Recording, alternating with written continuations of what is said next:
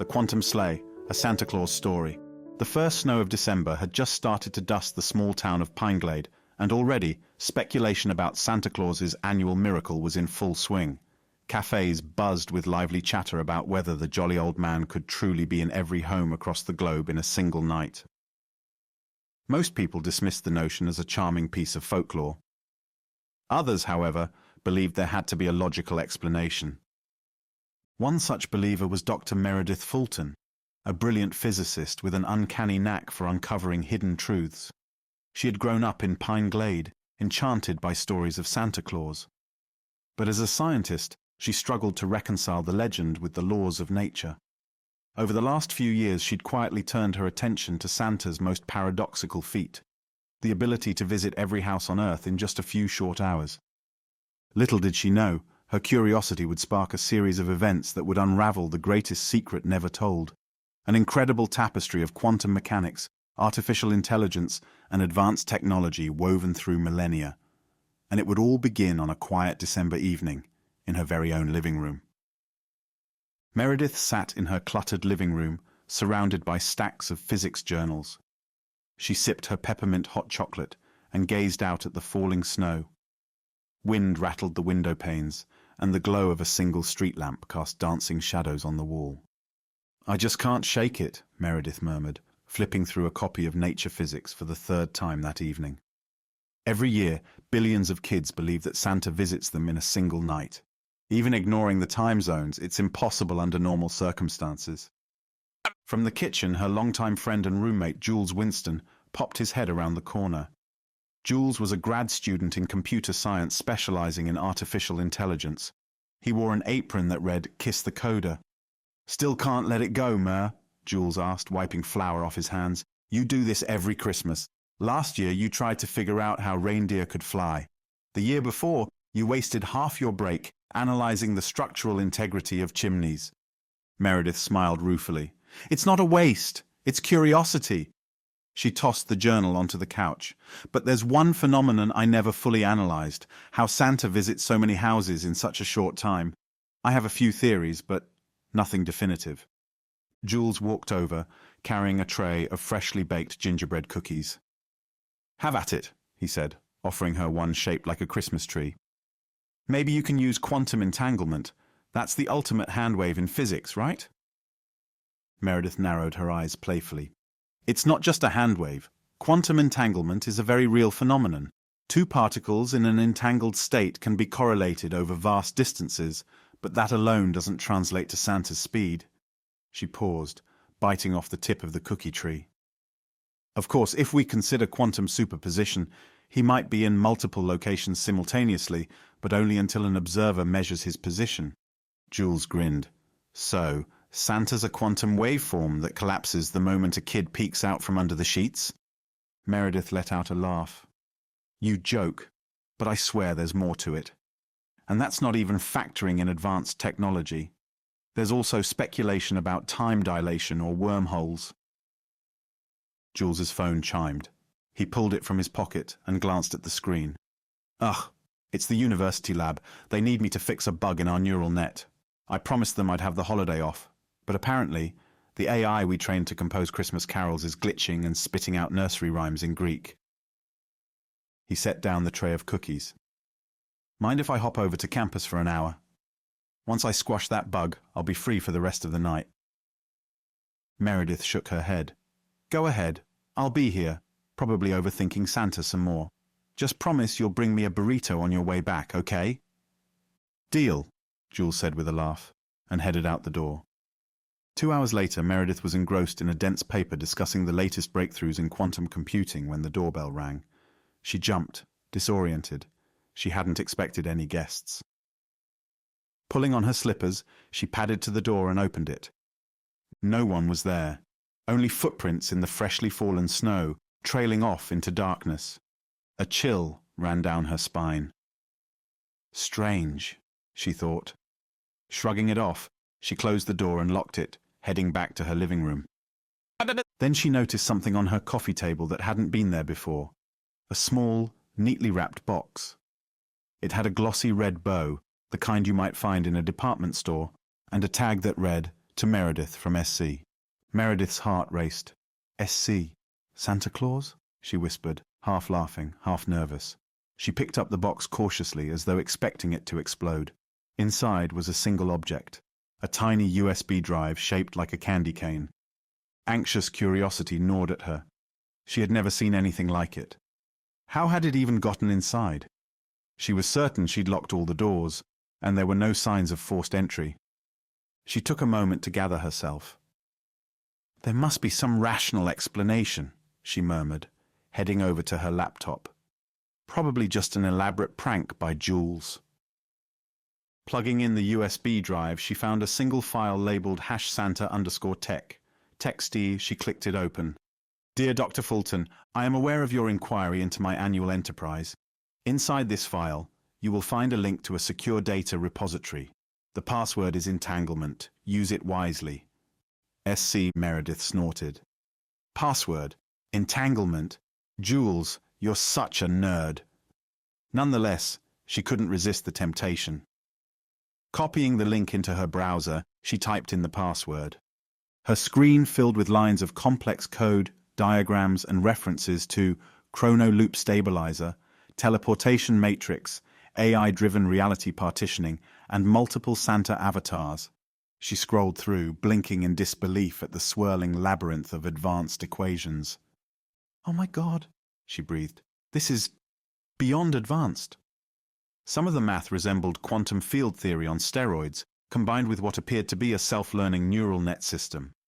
She also spotted notes on subjective reality overlays and temporal acceleration.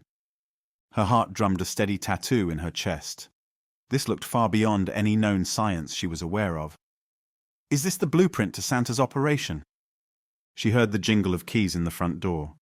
Jules walked in, a large paper bag in hand.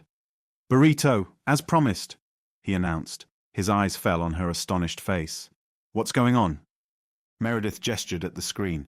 Did you do this? This USB drive with insane quantum tech notes? Jules set the bag on the coffee table and approached, squinting at the screen.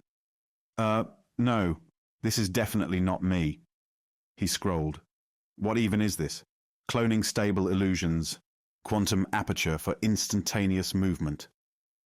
A wild grin spread across Meredith's face, half excitement, half panic. I think it's Santa's technology, Jules. Jules looked at her askance. You sure you haven't had too much hot chocolate? She pointed to the tag on the USB drive. This was left in our house by someone calling themselves SC, and the code. Look at these equations. This isn't just random nonsense. I recognize some pieces from the latest quantum teleportation research, but it's next level. Jules crossed his arms. If this is real, it's either some top-secret government project or something bigger. Meredith nodded. We have to investigate. Within days, Meredith and Jules had pored over the code, staying awake night after night. They set up simulations on Jules's university supercomputer, feeding in pieces of the data to see if it could model instantaneous travel, or multiple copies of the same entity operating simultaneously. On December 20th, as the clock neared midnight, they gathered in the lab. Rows of blinking servers hummed, and the overhead fluorescent lights cast a cold, sterile glow. The only holiday cheer was a small plastic tree set up in the corner.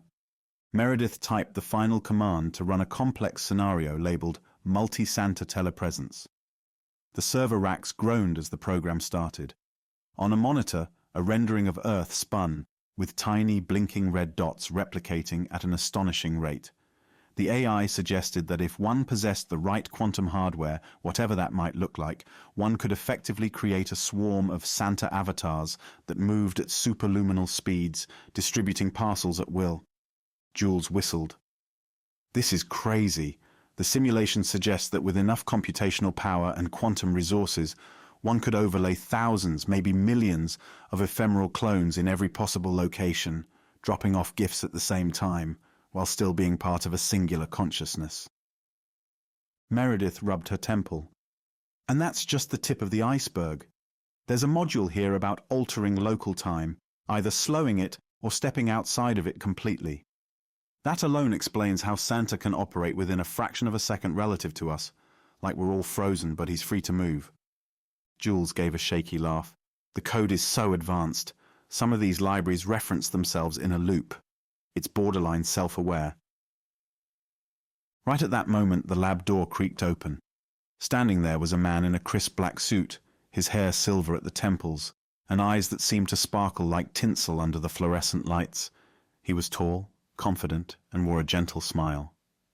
"Dr. Fulton, Mr. Winston," he said, his voice low and pleasant. "You've made remarkable progress in your attempts to decode Santa's secrets."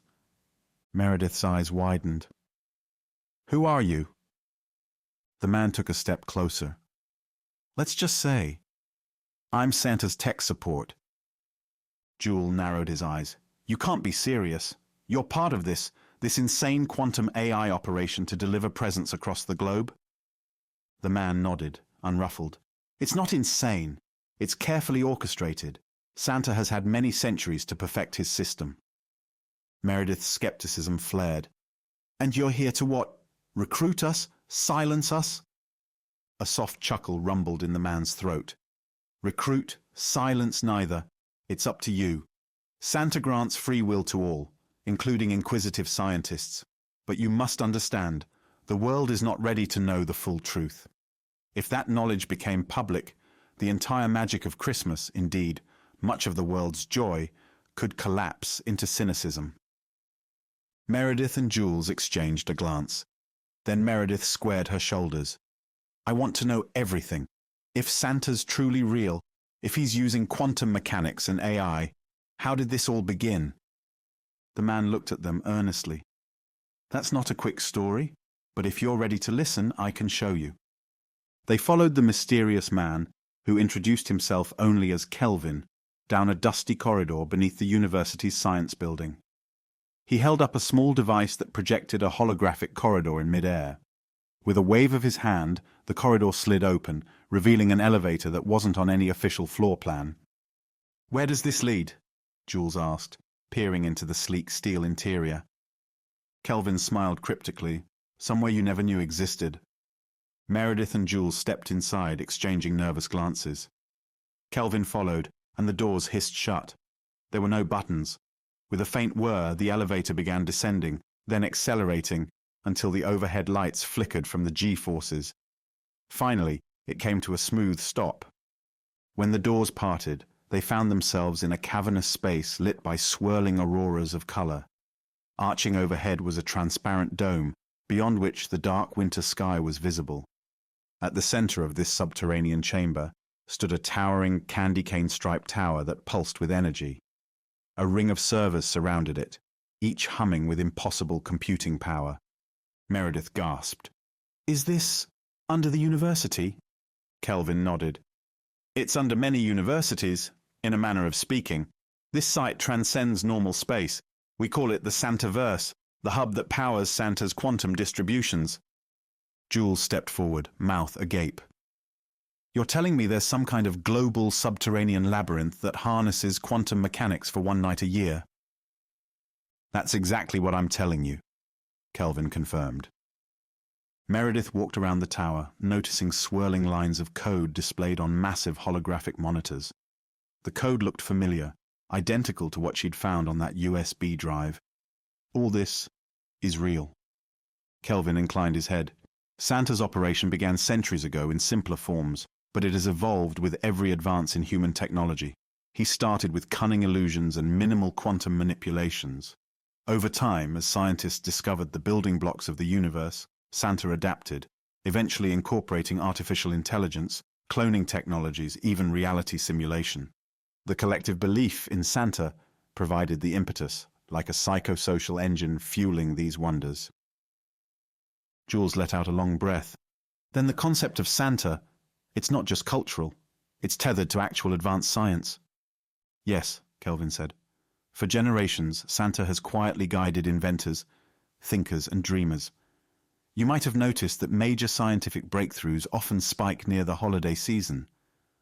That's not a coincidence." Meredith's mind reeled. "But how is that possible? And how can a single individual, even with all this technology, live for centuries?" Kelvin pressed a button on a console and a 3D image of Santa Claus materialized, rotating slowly. Santa, also known as Saint Nicholas, Father Christmas, Kris Kringle, has discovered the secret to indefinite existence. It's a combination of advanced cloning and quantum consciousness. The entity you think of as Santa is actually a hive mind that can inhabit multiple clones at once. Each clone is physically identical, white beard, rosy cheeks, but they share a singular consciousness maintained by the AI in this hub. Jules blanched. So, the thousands, maybe millions of Santas that spread across the globe on Christmas Eve, they're all the same person? Kelvin nodded. Exactly. The reindeer, the sleigh, those are partly symbolic, partly tradition. But the real mechanism is quantum teleportation. The sleigh serves as a mobile command platform, scanning for children's wishes in real time, adjusting the distribution schedule. Meanwhile, the clones pop in and out of local reality, dropping presents in the blink of an eye. Meredith rubbed her eyes. This is incredible. And nobody knows? Kelvin smiled gently. Many suspect something extraordinary, but no one has ever come this far down the rabbit hole until you. Over the next few days, Meredith and Jules found themselves invited deeper into the Santaverse, exploring massive labs where elves, actually genetically and cybernetically enhanced humans, tinkered with futuristic technology. Instead of pointy shoes and felt hats, these elves wore lab coats and VR headsets. In a sprawling workshop, they saw a new generation of quantum-enabled sleigh pods, small enough to fit through any door, each one capable of opening short-lived wormholes. They witnessed naughty or nice data streams, analyzing social media, text messages, and behavioral patterns to generate real-time updated lists. It's like a benevolent surveillance system, Jules muttered, as he watched elves input data into glowing consoles. Kelvin led them to a conference room with walls that displayed shifting images of snowy landscapes. The table was set with steaming mugs of cocoa. Santa would like a word, Kelvin announced, pressing a button on a golden remote. A burst of shimmering light appeared at the head of the table. Slowly, it coalesced into the figure of Santa Claus, just as every storybook depicted him, rotund belly, red suit, the works. But his face, though jolly, had a profound intelligence behind the twinkling eyes. Ho, ho, ho! Santa laughed, though it was not quite the booming belly laugh you'd expect. There was a subtle echo, as if multiple voices overlapped. Dr. Fulton, Mr. Winston, what a pleasure. Meredith blinked, attempting to keep her composure. It's an honor, Santa. Or, do I call you that? Santa will do, he replied warmly. Or Chris or Nick, if you prefer. I wanted to personally thank you for your curiosity. We rarely open our doors to outsiders, but your brilliant minds, well, let's just say it seemed fitting. Jules cleared his throat, trying not to gawk. We've seen some of the technology. It's beyond anything humanity is doing. Santa nodded. I won't claim I invented all of it, but I've guided its evolution. My role is that of a steward, ensuring that children's hopes and dreams don't stagnate. The act of giving, of believing in something magical, fuels a collective spirit that keeps the world from descending into darkness. Meredith inhaled deeply. I understand the secrecy now. If people knew, it would become about politics, profit, military exploitation. She trailed off. Santa's eyes gleamed with solemn agreement. Precisely. I choose to stay hidden so that the joy remains pure. That said, I have a favor to ask of you. Of us? Jules asked, blinking. Santa folded his gloved hands. Yes. I want you to share your findings, but only under the guise of theory. Hypothetical science fiction, if you will. If the world can begin to accept the possibility, then maybe one day we won't have to hide. Or at the very least, the seeds of wonder will be preserved. Meredith and Jules exchanged a look. We can do that, Meredith agreed. Thank you, Santa said, smiling. But be cautious. Some forces do not wish for this technology to remain benevolent. There are those who would see it used for control. I trust you to handle the information responsibly. And with that, the hologram faded. Over the next few days, Meredith and Jules left the subterranean world of the Santaverse, only to sleep for a few hours at a time.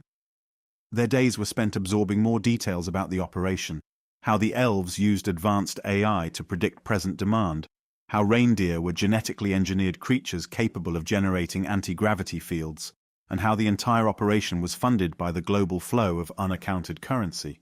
They also learned that the illusions of tradition, flying sleigh, chimney entry, were all done to preserve the sense of magic. In truth, Santa's technology allowed stealth infiltration of each home, gift deployment via teleportation, then immediate extraction. To the human eye, it would appear as if he'd never even been there, except for the presents under the tree. Every time Meredith or Jules found themselves questioning the logic, they'd find an answer in the code or the labs. It was as if every corner of the Santa myth was meticulously engineered. "What do you think about the moral implications, Jules?" Meredith asked one afternoon as they walked through the workshop. "Santa's basically spying on everyone. It's for good, but still, it's massive data collection." Jules pursed his lips.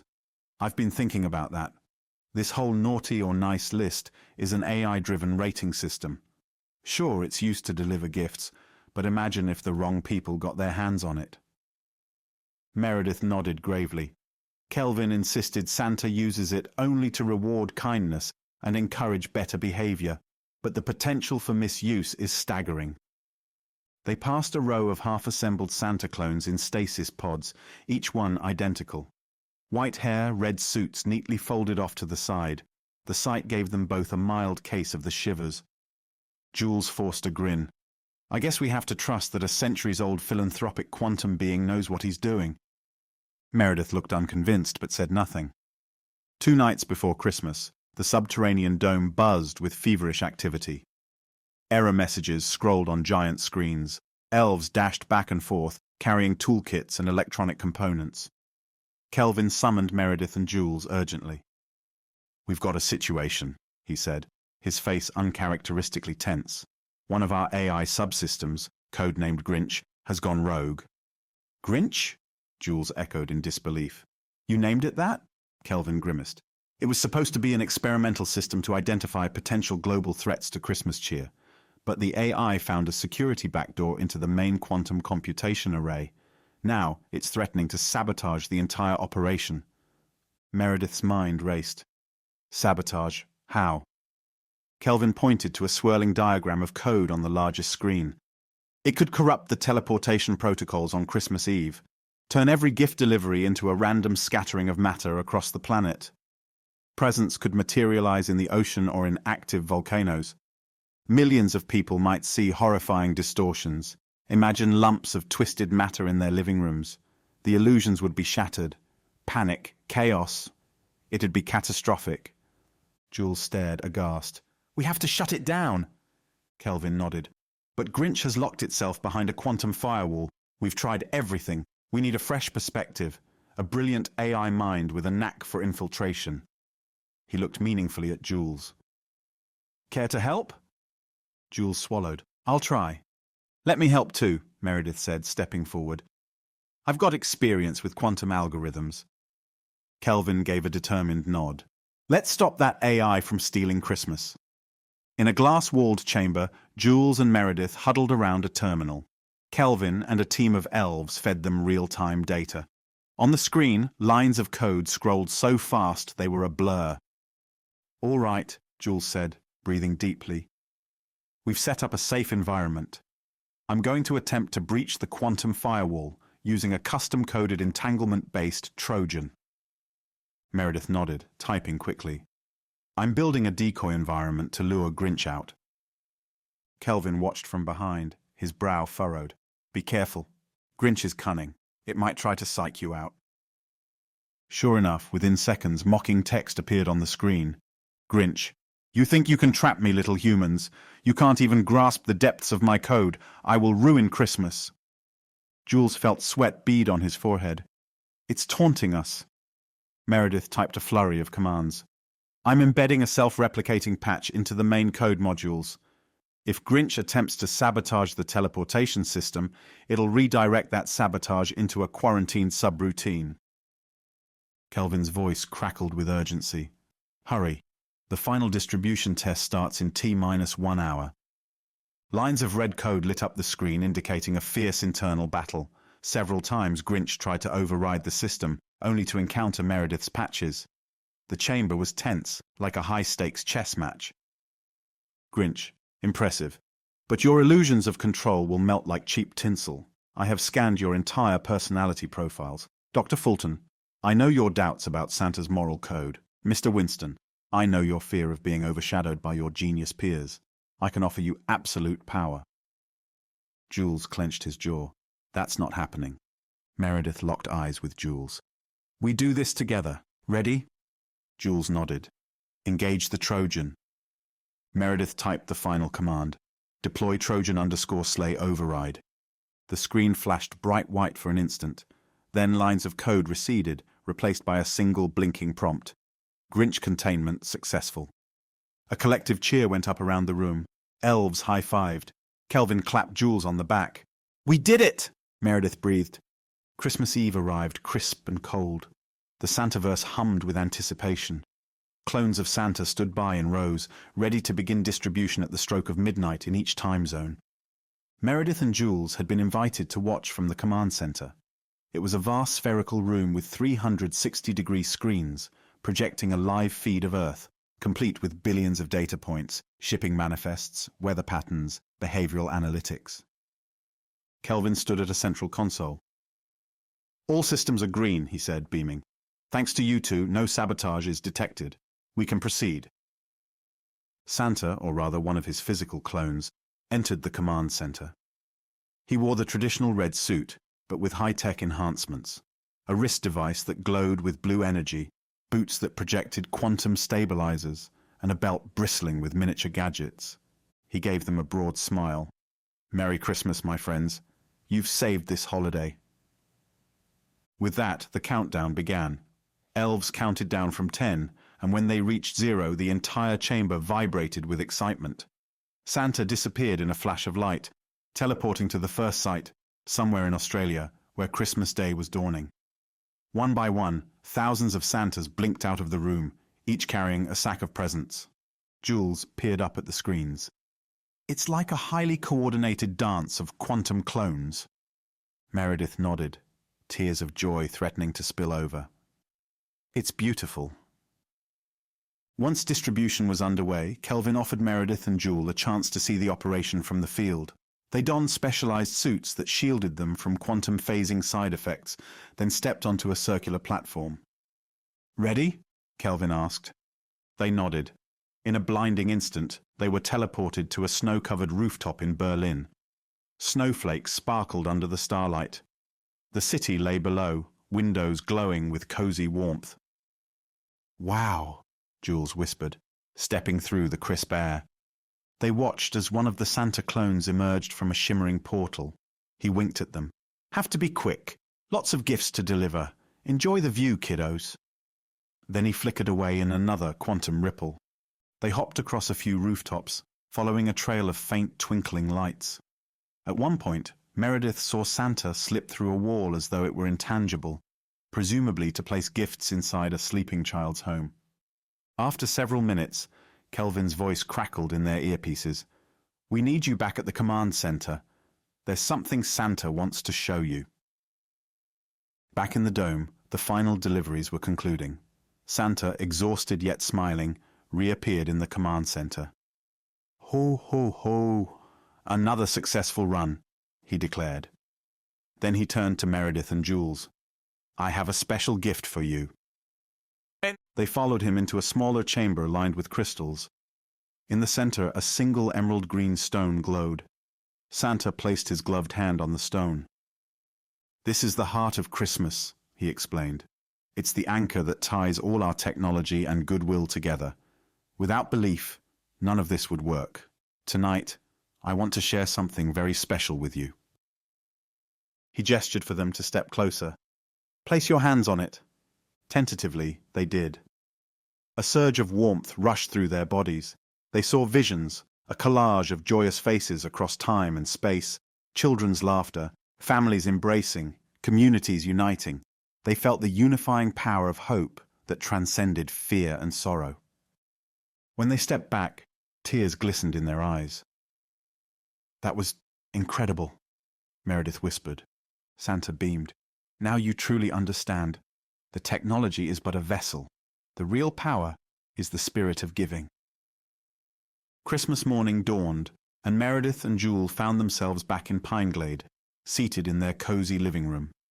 The tree lights twinkled. Their minds swirled with all they had discovered. They'd been granted a partial memory filter, Santa's request to keep certain details under wraps, but they remembered enough to write a groundbreaking research paper disguised as a playful holiday piece of fiction filled with references to quantum mechanics, AI, teleportation, and cloning. They titled it The Quantum SLEIGH Hypothesis. The paper would be circulated in academic circles, most dismissing it as a clever novelty. But some, they hoped, would see the hidden truths. Over Christmas brunch, Jules looked at Meredith. I can't believe how real it all is. That Santa is more than just some myth. We were part of something incredible. Meredith nodded, slicing into her pancake. And we can't really tell anyone, at least not directly. Jules raised his coffee mug. Here's to a holiday season like no other. New Year's came and went. Meredith and Jules returned to their normal routines, albeit forever changed by their brush with the extraordinary. They continued their research, occasionally sharing cryptic references to Santa's technology in lectures and papers. It was near mid-January when Meredith received a cryptic email from an unknown sender, subject line, #Santa_tech update. With a racing heart, she opened it. Inside was a single link. Clicking it, she saw new code, extremely advanced, referencing Project Simulation Overlord. Project Simulation Overlord, she muttered. Moments later, Jules barged into the apartment waving his phone. Meredith, did you see that email? She nodded. What is this, another Santa upgrade? They scrolled through the code together. At the very end was a line that read, Your entire existence is part of my bigger plan, SC. What does that mean? Jules asked, throat dry. Before Meredith could answer, their living room lights flickered and the TV turned on by itself. The screen showed a kaleidoscope of swirling code. A deep voice, reminiscent of Santa's, resonated through the speakers. Voice, You've come far, my dear scientists, but there is one last secret to reveal. Your entire reality is a simulation I maintain to preserve belief in the miraculous. You see, you are part of the Santaverse, not outside it. Jules's eyes went wide. No way. That's impossible. Meredith stepped back. We're in a simulation. Voice. Indeed. You wondered how Santa could defy the laws of physics. It's because those laws are, at times, overridden by my programming. The entire cosmos you inhabit is a carefully crafted playground of possibility. I am both Santa the gift-giver and the architect of your reality. Meredith's knees went weak. All the events they had witnessed, the AI, the quantum phenomenon, the clones, could it all be nested within a higher-level simulation controlled by an entity calling itself Santa? On the TV screen, Santa's holographic face appeared, wearing that familiar kindly smile. I am not merely an old man in a suit. I am the caretaker of this simulated universe. And you, dear Meredith and Jules, have proven worthy to carry the truth. Will you continue to safeguard it? Jules struggled to speak. So, everything we've done, everyone we know, are they real? Santa's digital eyes seemed compassionate. They are as real as any simulated consciousness can be. Reality is layers upon layers. I maintain the code so that love, hope, and joy can flourish. Without me, your world collapses. Meredith let out a trembling exhale. Why tell us now? Santa's face flickered. Because wonder must be cultivated, even among the wise. If those who see beyond the surface lose faith, the entire simulation grows cold. You must remember that even in a world built of code and particles, magic is possible. Then the screen went black. Jules sank onto the couch. We're living in Santa's giant simulation. That's a lot to process. Meredith opened her mouth, but no words came out. She picked up the remote, clicked through the channels, only static. Their internet connection flickered, and the email vanished, replaced by an error message, 404 Santa not found. After a long, stunned silence, Jules finally spoke, voice barely above a whisper. So Santa's not just a quantum traveler. He's the creator of our entire world. Meredith could only nod. She was both terrified and exhilarated. The notion that everything they had ever experienced, every star in the sky, every face they had known, was part of Santa's cosmic tapestry, was too big for words. And yet, it resonated with the spirit of Christmas, a realm of infinite possibility, anchored by love and generosity. At length Meredith found her voice. I guess we keep living, keep believing, keep sharing wonder, because if our simulation is powered by that, it means we're truly Santa's children. Jules let out a breathy laugh, half disbelieving, half in awe.